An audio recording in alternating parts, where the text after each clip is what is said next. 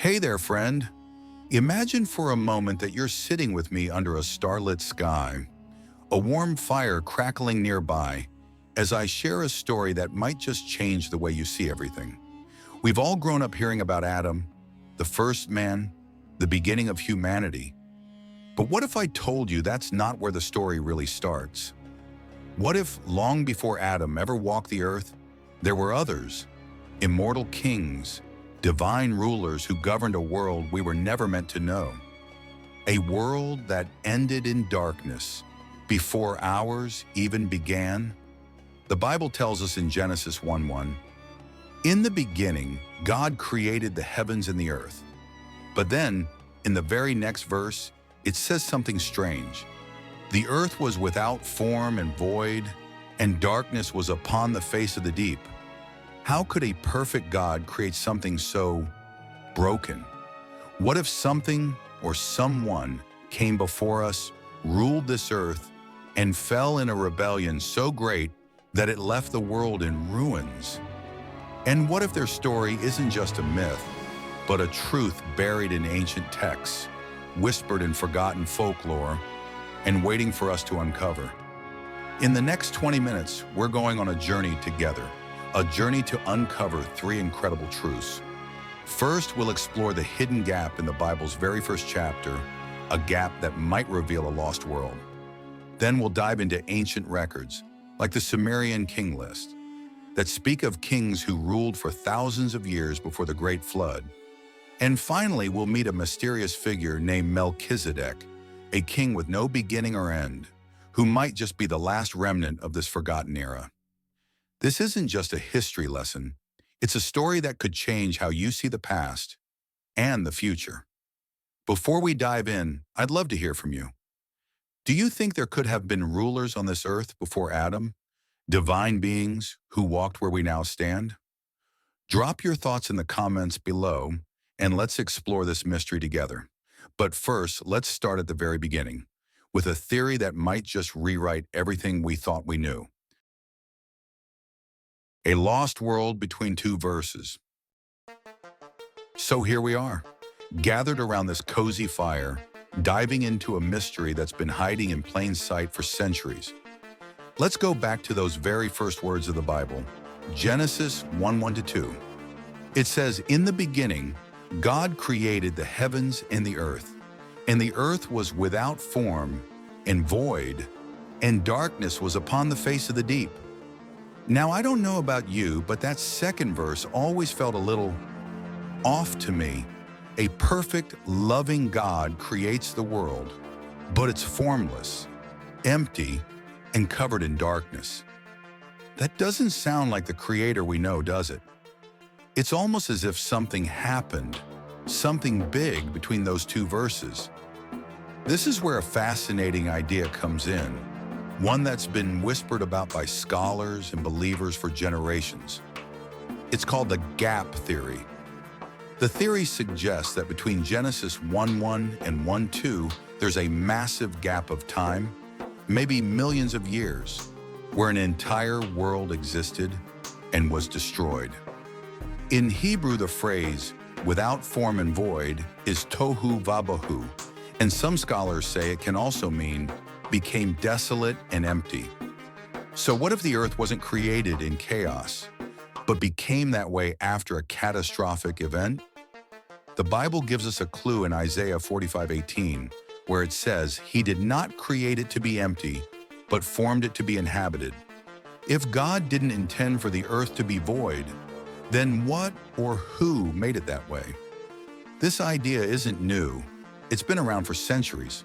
Back in the 1800s, a respected Scottish theologian named Thomas Chalmers championed the gap theory, and even earlier, ancient Jewish writings like the Midrash hinted at a world before ours, a world that fell into ruin. But it's not just in the Bible or scholarly debates. Across cultures, there are whispers of a forgotten time. In ancient Persian folklore, they speak of a primordial earth ruled by divine beings called the Amishaspentas, who lived in harmony until a great darkness fell. The Cherokee people here in America tell of a time when the stone people guarded the land, until a flood came and erased their legacy. Could these stories be echoes of a lost world?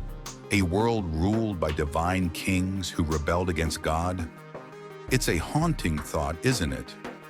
A whole chapter of history lost between two verses, waiting for us to uncover it. But if there really was a world before Adam, then there must be traces of it, evidence left behind by those ancient rulers. Let's keep going on this journey and look at one of the oldest records in human history, a stone tablet that might just hold the names of these forgotten kings. The Sumerian King List, evidence of immortal rulers. All right, friends, let's keep this journey going. Picture us sitting here by the fire, the stars above us whispering secrets from the past. We've just talked about a lost world that might have existed before Adam, hidden in the gap between two verses of Genesis. But if that world was real, if divine kings once ruled the earth, then surely there'd be traces of them, right? Some kind of record left behind? Well, let's travel back to ancient Mesopotamia, to a discovery that might just be the key to this mystery: the Sumerian King List. The Sumerian King List is an incredible artifact, a stone tablet carved around 3000 BC by the Sumerians, one of the oldest civilizations we know of. This tablet isn't a myth or a storybook. It's a historical record, a list of kings who ruled their cities long before the Great Flood. But here's where it gets fascinating and a little eerie. The first kings on this list didn't rule for decades or even centuries. They ruled for thousands of years. Take Alulim, the first king of Eridu. He reigned for 28,800 years. Another king, Enmenlu-Ana, ruled for a staggering 43,200 years. And then the tablet says something chilling. Then the flood swept over. A flood? Doesn't that sound familiar? The Bible tells us in Genesis 6:17 about a great flood that wiped out the earth. Could this be the same event? Now, I know what you might be thinking. Thousands of years? That can't be right. No human could live that long, let alone rule for that long. And that's exactly the point. The Sumerians didn't think these kings were human either. In their myths, they called these rulers the Anunnaki, those who came down from heaven. They believed these beings were divine, sent to earth to teach humanity about farming, writing, and laws, but also to govern with an authority beyond anything we can imagine. Some ancient Sumerian stories even say these kings weren't born of flesh. They were immortal, untouched by time, until something went wrong and the flood came to reset the world. What's even more intriguing is that parts of the Sumerian King List have been proven true. The later kings on the list, the ones who ruled after the flood, like the famous Gilgamesh, have been verified through archaeology. We've found their cities, their tombs, even their seals. So if the later parts of the list are rooted in history, why would the earlier parts be just a myth?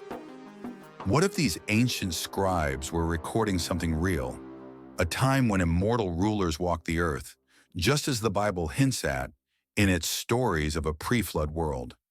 It's a question that sends shivers down my spine. The Sumerian King List gives us a glimpse of a time we can barely imagine, a time of divine kings who ruled for millennia. But Sumer isn't the only place that remembers them. Let's widen our view and see how other ancient cultures, from Egypt to the Americas, echo the same haunting story of a forgotten age.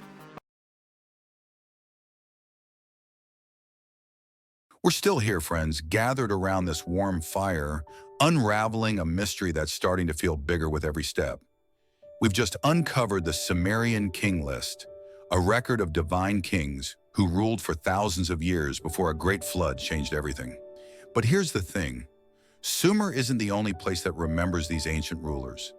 If these immortal kings really walked the earth before Adam, then their story should echo across the world, right? Let's take a journey across continents and cultures to see if the whispers of their reign still linger. First, let's travel to ancient Egypt, a land of pharaohs and gods. Long before the first pharaohs built their pyramids, the Egyptians believed their world was ruled by divine beings. They spoke of gods like Ra, the sun god, and Osiris, the lord of the underworld, who governed the earth in a golden age that lasted thousands of years. These weren't just gods in the sky. They were kings who walked among men, bringing order and wisdom until chaos crept in and their time ended. Sound familiar? It's a story that mirrors what we saw in Sumer, a time of divine rulers before humanity took the stage. Now let's journey to India, where the ancient Vedas tell of a similar era. They speak of Manu, the first kings of humanity, who ruled during cosmic ages called yugas, each lasting tens of thousands of years. These Manus weren't ordinary men. They were divine beings, tasked by the gods to govern the earth in harmony, until the cycle turned and a great deluge washed it all away. Across the sea in Greece, the story repeats itself. The Greeks called it the Golden Age, a time when the Titan Cronus ruled a world of peace and abundance, before a cosmic war with the gods brought it all crashing down. But we don't even have to look that far. Right here in America, the Cherokee people have their own ancient tales. They speak of the Stone People, mysterious beings who lived on this land long before humans, guarding the earth under a sacred pact with the Creator. These beings were tall, powerful, and not quite human, but their time ended when a great flood swept across the world, leaving only whispers in the stones. And here's a connection that might give you chills. The Bible itself hints at a pre-human world. In Job 38:7, God asks, "Where were you when the morning stars sang together and all the sons of God shouted for joy?" This was before the earth as we know it. Could these sons of God be the same divine kings the ancients remembered? Isn't it incredible how these stories, separated by oceans and millennia, all seem to point to the same truth? A forgotten age, ruled not by men, but by divine beings, kings who left their mark on every corner of the world. But who were these rulers really? Let's dig deeper into the Bible itself to meet the beings it calls the sons of God, and find out what role they played in this mysterious ancient world. We're still here, friends, huddled around this warm fire, piecing together a story that feels like it's been waiting for us to discover. We've heard whispers of divine kings in ancient cultures, rulers who walked the earth long before humanity. But now let's turn to the Bible itself, because it has a name for these mysterious beings, the sons of God. And trust me, what it reveals might just send a shiver down your spine. Let's start with Genesis 6:1-2, where we find something unsettling. It says, "When men began to multiply on the face of the earth, and daughters were born unto them, the sons of God saw that the daughters of men were fair, and took them as wives." These unions gave birth to the Nephilim, giants, hybrids, beings of legend. But let's pause and ask, who were these sons of God? In Hebrew, they're called Beni Ha-Elohim, a term that doesn't mean humans. It means divine beings, direct creations of God Himself. We see them again in Job 38:7, where God says, "The morning stars sang together, and all the sons of God shouted for joy, as He laid the foundations of the earth." These beings were there before humanity, watching creation unfold, and maybe even ruling over it. The Bible gives us another clue in Deuteronomy 32:8, which says, "When the Most High divided the nations, He fixed the boundaries of the peoples according to the number of the sons of God." That means these beings weren't just spectators. They were appointed to govern, to oversee the earth in its earliest days. But they weren't human, and they weren't angels as we think of them either. They were something else, a race of divine rulers, powerful, intelligent, and set apart. Until some of them crossed a line they were never meant to cross. There's an ancient text that sheds even more light on this. The Book of Enoch, a book quoted in the Bible in Jude 1:14, but left out of the official canon. It tells a story of the Watchers, a group of these sons of God who descended to earth. They didn't just watch, they acted. They taught humanity forbidden knowledge, like metalworking and sorcery. And worse, they took human wives, creating the Nephilim. In ancient Mesopotamian folklore, these beings were called the Anunnaki, the same divine rulers we met in the Sumerian King List. But some Sumerian tales go darker. They say these beings grew proud, defying their creator, and their rebellion brought chaos to the earth. A chaos that could only be undone by a flood. It's a haunting thought, isn't it? A race of divine beings, not human, not angels, but something in between, rulers of a world we can barely imagine. But if they were so powerful, what happened to them? Why did their story end? Or did it? Let's find out as we explore the moment everything changed, the fall of these immortal kings, and the judgment that came from heaven itself.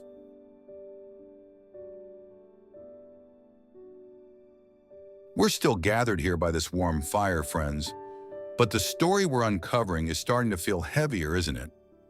We've met the sons of God, divine beings, not human, who ruled the earth before Adam, tasked by the Creator to govern with wisdom and righteousness. But power, even divine power, can be a dangerous thing when it's misused. Let's step into a moment that changed everything, a rebellion in the heavens and a judgment that echoes through the ages. The Bible gives us a glimpse of this moment in Psalm 82, and it's as chilling as it is awe-inspiring. It says, God stands in the divine assembly. He judges among the gods. I said, you are gods, and all of you are sons of the Most High. But you will die like men and fall like any other ruler. These gods aren't idols or myths. They're the same sons of God we've been talking about, the Bene Elohim. God had given them authority to rule, but something went terribly wrong. They turned their thrones into tools of injustice, favoring the wicked and neglecting the weak. And so, God delivered his verdict.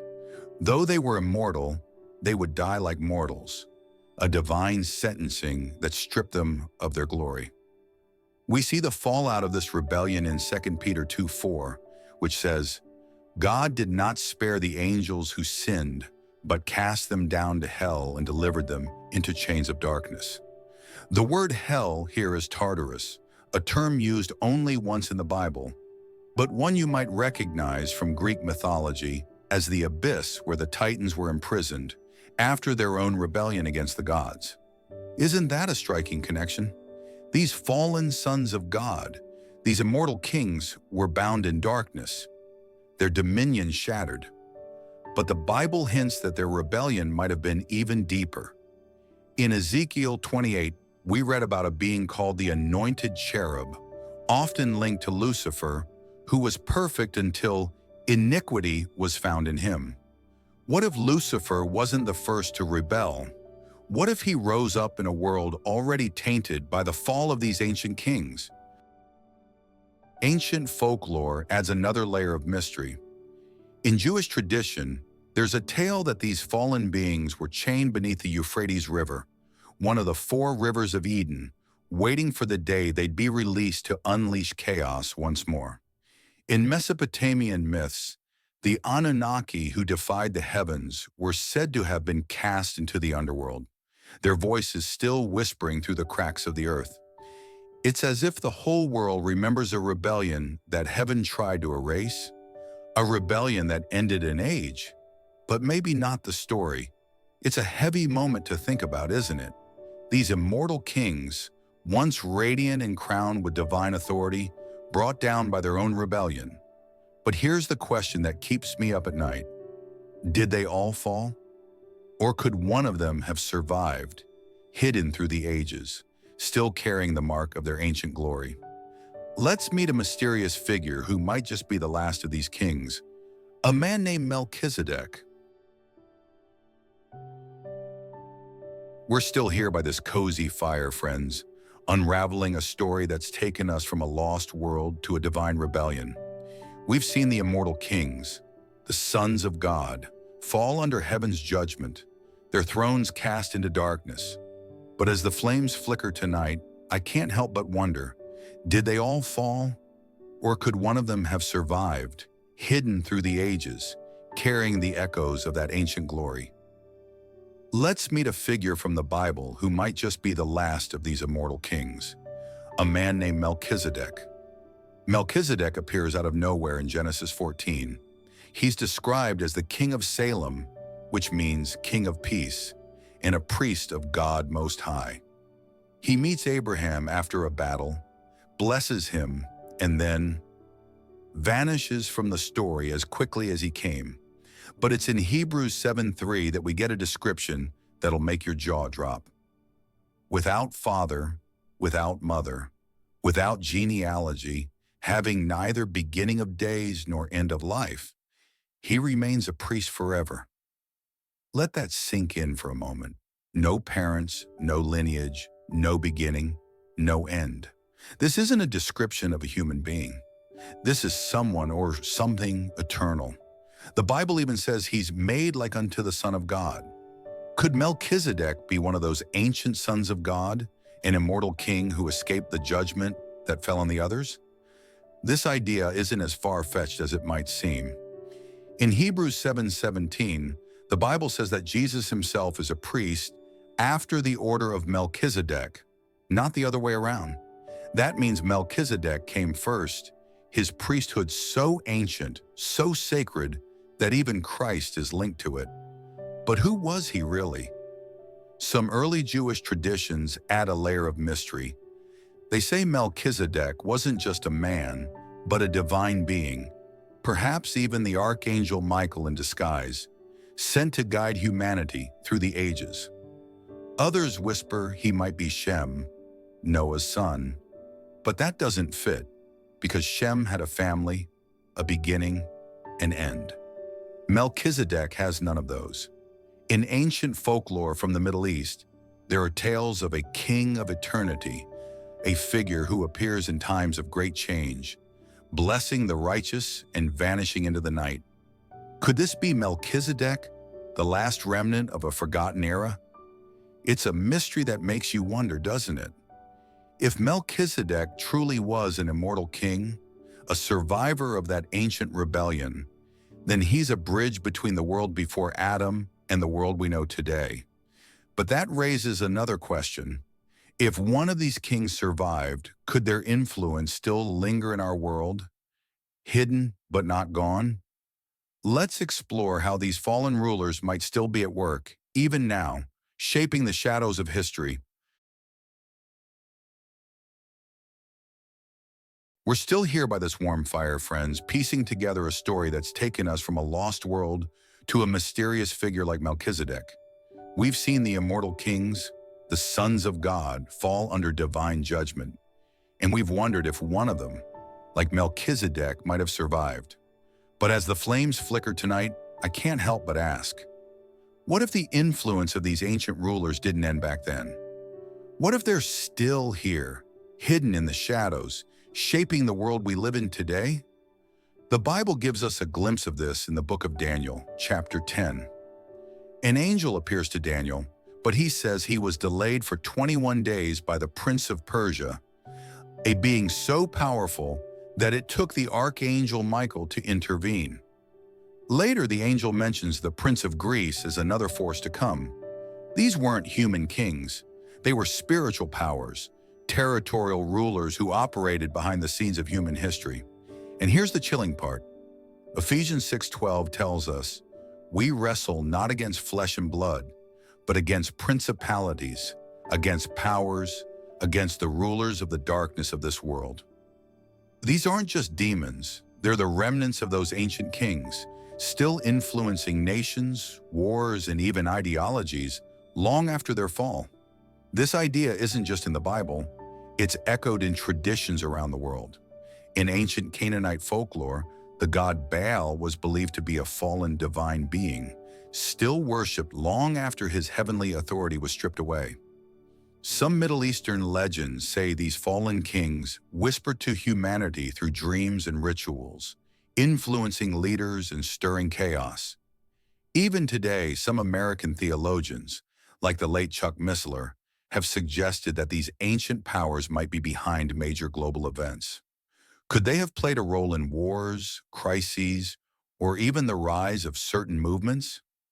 And what about those strange artifacts we keep finding, like statues of Baal uncovered in modern digs, reminding us of a time when these beings were openly revered? It's a little unsettling to think about, isn't it? The idea that these immortal kings, though judged, might still be at work, hidden but not powerless. But if they're still influencing our world, what does that mean for the future? Are they waiting for a moment to return in full force? Let's look to the prophecies of the Bible to see what might happen next. A warning of their final rise and the battle that's yet to come. We're nearing the end of our journey by this fire, friends, but the story we've been uncovering is about to take a turn that might keep you up at night. We've seen the immortal kings, the sons of God, fall under divine judgment, and we've explored how their influence might still linger in our world today. But what if their story isn't over? What if these fallen kings are waiting for a moment to return, not as rulers of light, but as lords of chaos? Let's look to the prophecies of the Bible for a warning that feels more urgent than ever. In Revelation 9, we find a vision that's nothing short of terrifying. It says, "The fifth angel sounded, and I saw a star fall from heaven unto the earth, and to him was given the key to the bottomless pit." This isn't a meteor, it's a being, a fallen one. He opens the abyss, and out comes a swarm of creatures, locusts with the faces of men, crowns on their heads, and a king named Abaddon, which means the destroyer. These aren't insects, they're entities, imprisoned for millennia, now unleashed. Revelation 16:12 adds another piece. The sixth angel poured out his vial upon the great river Euphrates, and its waters were dried up that the way might be prepared for the kings of the east. These kings aren't human leaders. They're the returning sons of God, the fallen kings, ready to reclaim what they believe is theirs. This isn't just a biblical prophecy, it echoes ancient traditions across cultures. In Islamic folklore, it's said that the jinn, spiritual beings who lived on earth before humans, were bound beneath the Euphrates, waiting for the day they'd be released to bring chaos in the end times.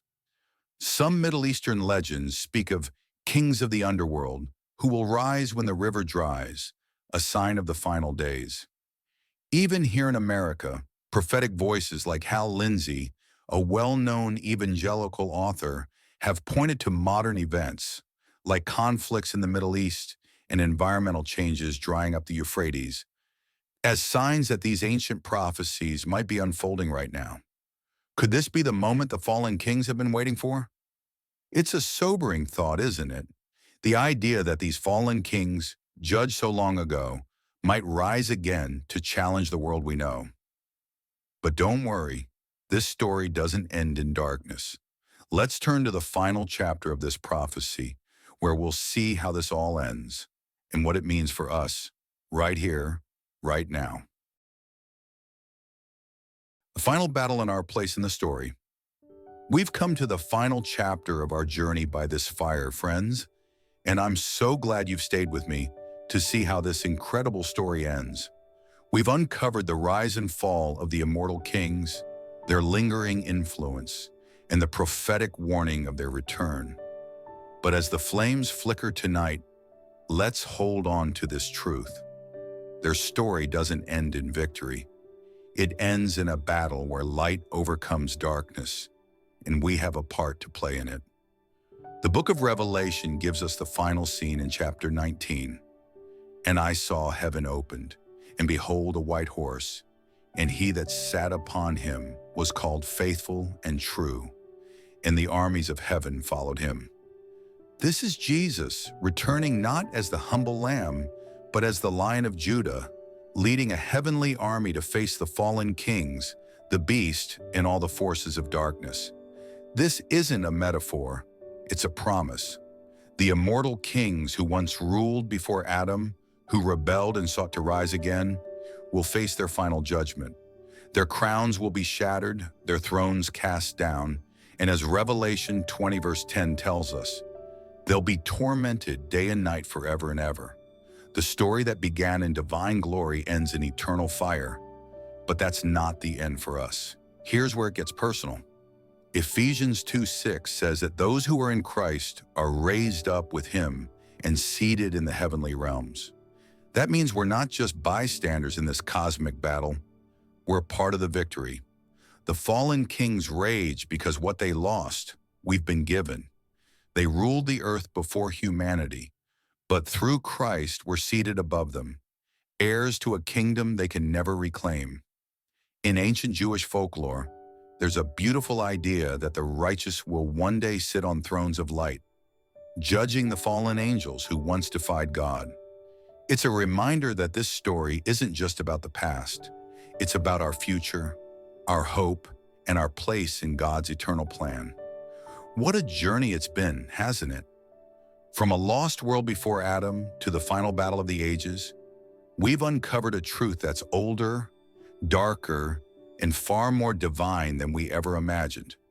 But now that you know, the question is, what will you do with it? Do you believe these fallen kings will rise again? And are you ready for what comes next? I'd love to hear your thoughts. Drop them in the comments below. If this story has stirred something in your heart, don't let the veil close again. Subscribe for more hidden truths and share this video with someone who needs to hear it. Because when the battle comes, you'll want to know which throne you belong to.